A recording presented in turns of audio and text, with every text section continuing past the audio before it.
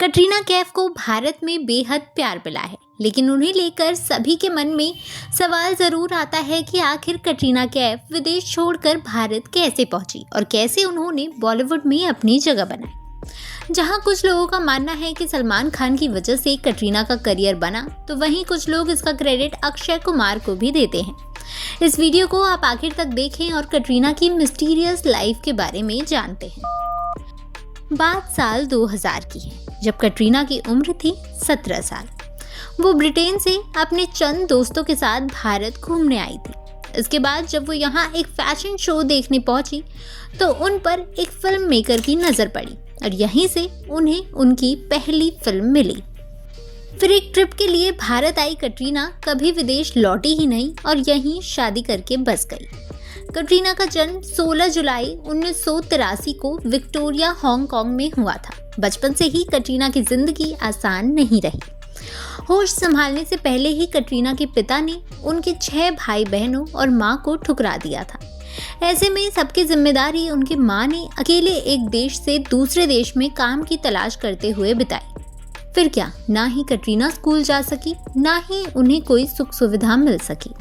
फिर जब 14 साल की उम्र में उन्होंने अपने हुनर से ब्यूटी पैजेंट जीता, तो कामयाबी का सफ़र यहीं से शुरू हुआ। उनके पिता का नाम मोहम्मद कैफ है, जिनके पूर्वज कश्मीर से ताल्लुक़ रखते हैं। मोहम्मद कैफ के पूर्वज अमेरिका में आकर बस गए और वहीं बिजनेस करने लगे। कटरीना की माँ का नाम सुजैन टरकोट है, जो एक लॉयर और सोशल एक्टिविस्ट है।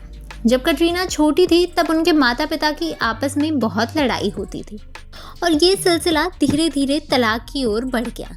काम के सिलसिले में कटरीना की मां सुजैन को लगातार शहर और देश बदलना पड़ता था। एक जगह न ठहर पाने के चलते उन्होंने कभी अपने बच्चों का दाखिला स्कूल में नहीं करवाया। बच्चों को पढ़ाने के लिए घर पर ही अलग अलग ट्यूटर बुलाए जाते थे। सबसे पहले कटरीना के कुछ साल हांगकांग में बीते, फिर परिवार चाइना चला गया, वहां से जापान, फिर फ्रांस, स्विट्जरलैंड, पोलैंड, बेल्जियम, हवाई और फिर लंदन। पैसों की कमी की वजह से कटरीना ने मॉडलिंग की दुनिया में कदम रख दिया। महज 14 साल की उम्र में उन्होंने हवाई में हुए एक ब्यूटी कॉन्टेस्ट में हिस्सा लिया और उसमें जीत हासिल की। इस जीत के बाद कटरीना को ज्वेलरी ब्रांड के लिए मॉडलिंग करने का मौका मिला और फिर उन्हें लगातार मॉडलिंग प्रोजेक्ट्स मिलने लगे। कटरीना का हुनर उन्हें लंदन फैशन वीक तक ले गया और वो लंदन में ही प्रोफेशनल मॉडल के तौर पर काम करने लगी। मॉडलिंग के दिनों में कटरीना की दोस्ती कुछ एशियन लोगों से हुई। वो एशियन लोग एक ट्रिप में भारत आ रहे थे। उन्होंने कटरीना से पूछा कि क्या वो उनके साथ चलेंगी। फिर क्या था, कटरीना भी मान गई और भारत आ पहुंची। भारत आकर कटरीना मुंबई में हो रहे एक फैशन शो में पहुंची। इस शो में कटरीना पर फिल्म मेकर कैजाद गुस्ताख की नजर पड़ी। उन्होंने उसी शो में कटरीना को फिल्म ऑफर कर दी। वो 2003 में रिलीज हुई फिल्म बूम थी। इसमें कटरीना ने सुपर मॉडल रीना का रोल प्ले किया था। फिल्म में उनके साथ अमिताभ बच्चन, गुलशन ग्रोवर, जैकी श्रॉफ आदि बड़े एक्टर्स थे। फिल्म में कटरीना ने गुलशन ग्रोवर के साथ किसिंग सीन किया था, जिसके बाद उन्हें बहुत ज़्यादा ट्रोलिंग का सामना करना पड़ा था। खास बात तो ये है कि पिता के जाने के बाद से ही कटरीना अपनी मां सुजैन टरकोट का सरनेम ही इस्तेमाल करती आई थी, लेकिन फिल्मों में आने के लिए उन्होंने पिता का सरनेम इस्तेमाल किया, जिससे लोग इसे आसानी से प्रोनाउंस कर सके। एक इंटरव्यू में जैकी श्रॉफ की पत्नी आयशा श्रॉफ ने कटरीना पर चौंकाने वाले खुलासे किए। उनका कहना था कि कटरीना के पिता की कोई पुख्ता जानकारी नहीं थी, तो हमने उसके लिए एक पहचान बनाई। वो एक खूबसूरत नौजवान विदेशी लड़की थी। हमने भारतीय जनता के लिए उसे एक कश्मीरी पिता का नाम दिया। हमने उसे कटरीना काजी नाम दिया था, लेकिन ये नाम बहुत धार्मिक लग रहा था। उस समय क्रिकेटर मोहम्मद कैफ काफ़ी पॉपुलर थे, तो हमने उसके पिता का नाम मोहम्मद कैफ कर दिया और उसका नाम कटरीना कैफ कर दिया। हालांकि आयशा श्रॉफ का ये बयान सामने आने पर कटरीना ने इसका विरोध किया और कहा कि ये बहुत ही ज़्यादा दुखद है। बता दें कि कटरीना की पहली फिल्म बूम की प्रोड्यूसर आयशा श्रॉफ ही थी। फिल्म फ्लॉप होने से इसमें लगे 18 करोड़ रुपए डूब गए। इससे आयशा ऐसे कर्ज में डूबी कि उन्हें अपने घर का फर्नीचर तक बेचना पड़ गया। भले ही उनकी डेब्यू फिल्म बूम फ्लॉप हो गई, लेकिन कटरीना को दूसरी फिल्म और मॉडलिंग प्रोजेक्ट्स के ऑफर मिलने लगे। लगातार मिलते काम के बाद कटरीना ने भारत में रहकर ही मॉडलिंग करियर बनाना शुरू कर दिया। इंडियन फैशन वीक में फैशन डिजाइनर रोहित बहल के लिए वॉक करते हुए कटरीना कैफ सुर्खियों में आ गई। इसके बाद वो Kingfisher calendar, Coca Cola, LG, Fevicol के एड में भी नजर आई। महेश भट्ट ने फिल्म साया में कटरीना को साइन किया। इस रोल के लिए उन्होंने हिंदी सीखी थी क्योंकि पिछली फिल्म में उनके एक्सेंट की बहुत ज़्यादा आलोचना हुई थी। जब कटरीना का ऑडिशन लिया गया तब महेश भट्ट उनकी एक्टिंग से संतुष्ट थे, लेकिन जैसे ही पहले दिन शूटिंग शुरू हुई तो महेश भट्ट भड़क गए। उन्हें लगा कि कटरीना वैसी एक्टिंग नहीं कर रही हैं जैसी उन्होंने ऑडिशन में की थी। इसका नतीजा ये हुआ कि महेश भट्ट ने पहले दिन ही कटरीना को फिल्म से निकाल दिया। उनकी जगह फिल्म में जॉन अब्राहम के साथ तारा शर्मा को कास्ट किया गया। बॉलीवुड में काम न मिलने पर कटरीना ने तेलुगु इंडस्ट्री में कदम रखा। उन्होंने फिल्म मल्ली सवरी में काम किया। इस फिल्म के लिए कटरीना ने 7.5 लाख रुपए चार्ज किया था, जिसके बाद वो साउथ की हाईएस्ट पेड एक्ट्रेस बन गई थी। इस फिल्म के लिए कटरीना को फिल्म फेयर में साउथ की बेस्ट एक्ट्रेस के लिए नॉमिनेट किया गया था। अगले ही साल कटरीना फिल्म सरकार में अभिषेक बच्चन की गर्लफ्रेंड के रोल में नजर आई थी। अब सभी के मन में सवाल आता है कि उनकी सलमान के साथ कैसे मुलाकात हुई। तो कुछ रिपोर्ट्स बताते हैं कि दोनों की मुलाकात काफी फिल्मी थी। दरअसल मॉडलिंग के दिनों में कटरीना की दोस्ती सलमान की बहन अलवीरा खान से हुई थी। दोस्ती बढ़ने के बाद अलवीरा ने कटरीना को सलमान की बर्थडे पार्टी में इनवाइट किया था, जो उनके घर पर ही हो रही थी। जब कटरीना उनके घर पहुंची तो सलमान अचानक बिना शर्ट पहने कमरे से बाहर आ गए।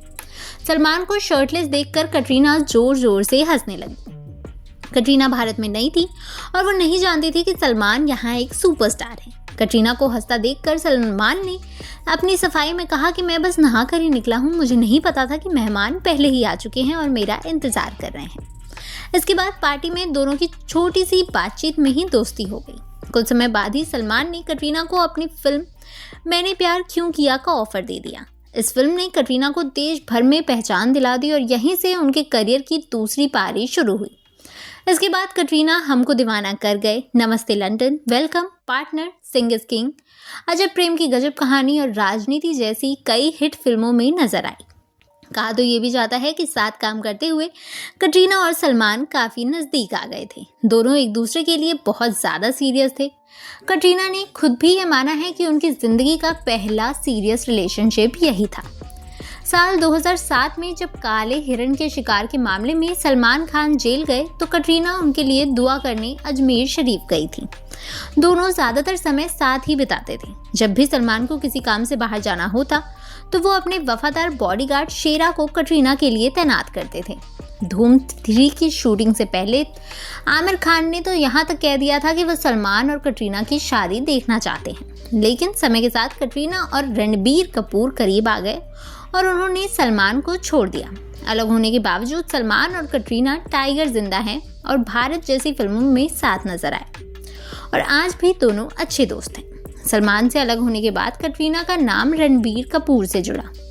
2013 में स्टारडस्ट में छपी एक वेकेशन रिपोर्ट में उनका रिश्ता कंफर्म हुआ था। प्राइवेट वेकेशन की इन तस्वीरों के सामने आने के बाद कटरीना ने इस पर भड़कते हुए बहुत ही गुस्से वाला रिएक्शन दिया था। इसके कुछ समय बाद ही दोनों लिव इन में रहने लगे थे और शादी की खबरें भी सामने आई थी। इसी बीच एक बार करीना कपूर रणबीर कपूर के साथ करण जौहर के शो कॉफी विद करण में पहुंची थी। करण ने रैपिड फायर राउंड में करीना से पूछा था कि वो किस एक्ट्रेस के साथ गे एनकाउंटर कर सकती हैं। इसके जवाब में करीना ने कहा था कि वो अपनी भाभी कटरीना के साथ गे एनकाउंटर करने में कंफर्टेबल रहेंगी। करीना के इस बेबाक जवाब से रणबीर और कटरीना की शादी की खबरों पर मुहर लग गई थी, लेकिन फिर साल 2016 में अचानक दोनों अलग हो गए। दूसरी ओर ये भी कहा जाता है कि कटरीना सलमान से दूर जाना चाहती थी और अपने करियर में आगे बढ़ना चाहती थी। उस समय उनके को स्टार्स अक्षय कुमार, बॉबी देओल, गोविंदा और अर्जुन रामपाल जैसे शादीशुदा पुरुष थे, जबकि सैफ अली खान और जॉन अब्राहम पहले से ही कमिटेड रिलेशनशिप में थे। इस दौरान कहा जाता है कि कटरीना जॉन के साथ दोस्ती करना चाहती थी, लेकिन जॉन को उनमें कोई खास इंटरेस्ट नहीं था। उस समय बिपाशा बासु जॉन के साथ रिश्ते में थी। कटरीना ने नील नितिन मुकेश के साथ भी रिश्ता बनाने की कोशिश की थी, क्योंकि उन्हें ऐश्वर्या राय के अनुभव से सीख मिली थी कि सलमान के गुस्से से बचने के लिए उन्हें किसी ऐसे व्यक्ति के साथ रिश्ता बनाना होगा जिसे सलमान छू भी नहीं सकता। ऐसे में उन्होंने रणबीर कपूर को अपने लिए एक बेटर ऑप्शन चूज किया था। उन्हें इससे कोई फर्क नहीं पड़ता था कि रणबीर दीपिका के साथ रिलेशन में थे, क्योंकि रणबीर दीपिका में उतनी दिलचस्पी नहीं दिखा रहे थे जितनी दीपिका रणबीर में दिखा रही थी। हालांकि ये रिश्ता ज़्यादा नहीं चला और दोनों का ब्रेकअप हो गया। कटरीना अपना घर बसाना चाहती थी। उनका भी सपना था कि वो एक अच्छी ज़िंदगी जिए और उनका ये सपना सच हुआ जब साल 2019 में विकी कौशल ने सरेआम उनसे अपने प्यार का इजहार किया। उस अवार्ड शो में सलमान भी शामिल थे। विकी ने स्टेज से कहा था कि मैं आपका बहुत बड़ा फैन हूँ। शादी का मौसम चल रहा है, आप भी एक अच्छे से विकी कौशल को ढूंढकर शादी क्यों नहीं कर लेती हैं। आगे विकी ने पूछा, मुझसे शादी करोगी? जवाब में कटरीना ने कहा, हिम्मत नहीं है। इसके बाद दोनों कई मौकों पर साथ देखे जाने लगे। दोनों की रिलेशनशिप की खबरें भी सामने आई, लेकिन दोनों ने हर बार इनकार कर दिया। साल 2020 में बारिश के मौसम में कटरीना ने एक सफ़ेद हुडी में तस्वीरें शेयर की थी, जो कि असल में विकी की थी।